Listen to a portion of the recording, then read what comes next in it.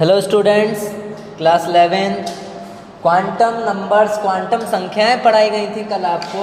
अब क्वांटम संख्याओं की गणना कैसे करते हैं हम इलेक्ट्रॉनिक विन्यास के द्वारा, ये देखेंगे हम। जैसे हमें बोला बेटा, जैसे मान लो हमें बोला गया कि क्लोरीन के 17वें इलेक्ट्रॉन की चारों क्वांटम संख्याएं बताइए। क्वांटम संख्याएं बताइए।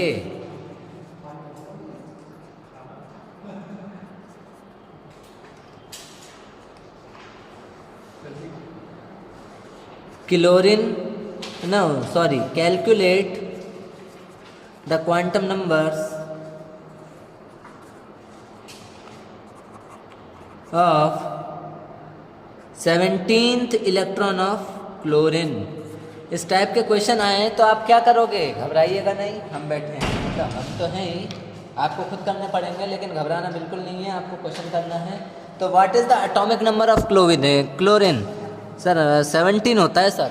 17 एटॉमिक नंबर है तो उसमें इतने इलेक्ट्रॉन होते हैं। इलेक्ट्रॉनिक कॉन्फ़िगरेशन करेंगे 1s2 2s2 2p6 and that is 3s2 and that is 3p5 3p5। गिनना बेटा, 2 और 2 4, 4 और 6 10, 10 और 2 12, 12 और 2 12 और 5 17, 17 इलेक्ट्रॉन हो गए। हमको निकालना है बेटा 17th इलेक्ट्रॉन का। तो 17th इलेक्ट्रॉन कहाँ आएगा? 12 के बाद, तो इसमें होगा 17th इलेक्ट्रॉन में उठा के लाया 3p को। ये कल मैंने कुछ चीज़ें बताई थी आपको।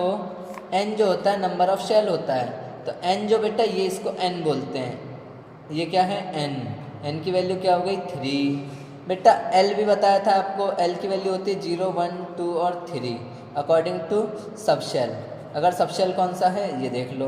अगर s है तो 0, p है तो 1, d है तो 2 और f है तो 3। तो सब शेल यहाँ पे p है।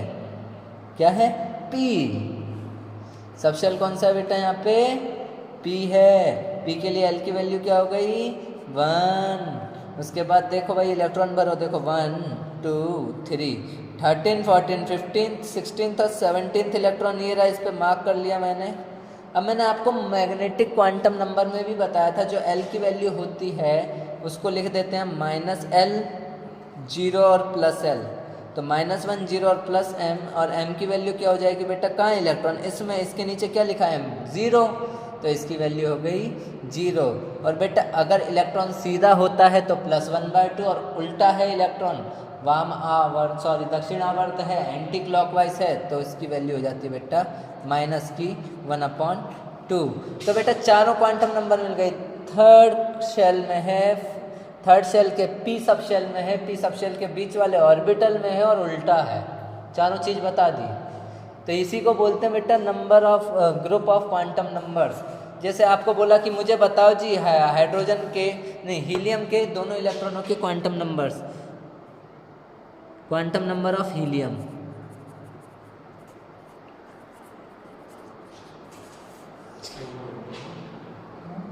हीलियम के क्वांटम संख्या है।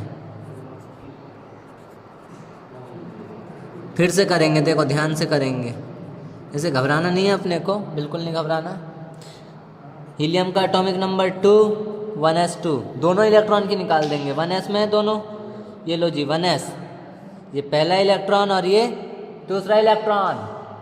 जब पहला इलेक्ट्रॉन और दूसरा इलेक्ट्रॉन दोनों हों तो बेटा n की वैल्यू क्या हो गई? 1, l की वैल्यू हो गई s के लिए 0, m की वैल्यू भी हो गई 0, और स्पिन हो गया बेटा फर्स्ट इलेक्ट्रॉन के लिए +1/2 और सेकेंड इलेक्ट्रॉन के लिए -1/2, क्योंकि दोनों इलेक्ट्रॉन एक ही ऑर्बिटल के अंदर है, यानी 3 वैल्यू सेम है, चौथी अलग है। इस तरह का एक प्रिंसिपल दिया है एक अंकल ने, जिसका नाम है पाउली एक्सक्लूजन प्रिंसिपल। क्या नाम है उसका? Pauli's exclusion principle.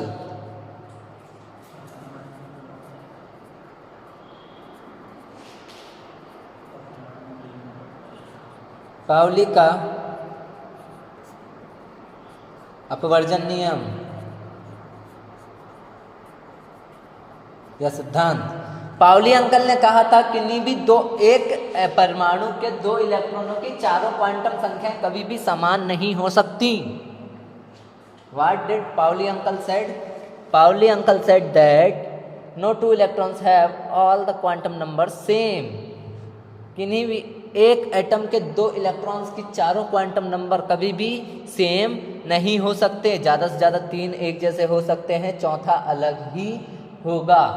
It can be spin, it can be कोई सा भी चौथा क्वांटम नंबर अलग ही होगा। तो इसके लिए मतलब अक्षय सर ने निंजा टेक्निक दी है, देखो ये है एटम। ये क्या है? एटम। एक एटम के 2 इलेक्ट्रॉन की चारों क्वांटम नंबर कभी भी इक्वल नहीं हो सकते। लो भूत की वो बन गया भूत। एक एटम के 2 इलेक्ट्रॉनों के चारों क्वांटम नंबर कभी भी इक्वल नहीं हो सकते।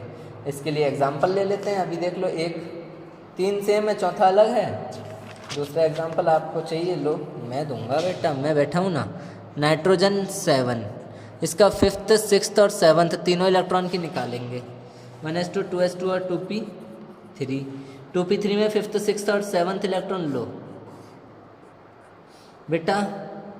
n की वैल्यू तो 2 हो गई, l की वैल्यू हो गई 1। 5th electron 6th electron 7th, -1 0 और +1। p के लिए l1 हुआ, -l 0 और +l होता है -1। m की वैल्यू क्या क्या हो जाएंगी? -1 0 और +1, और s तीनों सीधे हैं तो प्लस की 1/2। 5th के लिए -1, 6th के लिए 0 और 7th के लिए +1। तो बेटा देखो 3 क्वांटम नंबर तो सेम है, पर चौथा क्वांटम नंबर हमेशा अलग आता है। यही है पाउली का अपवर्जन नियम, पाउलीज एक्सक्लूशन प्रिंसिपल। तो बेटा आज के लिए इतना बहुत है, आप आगे हम पढ़ेंगे कल।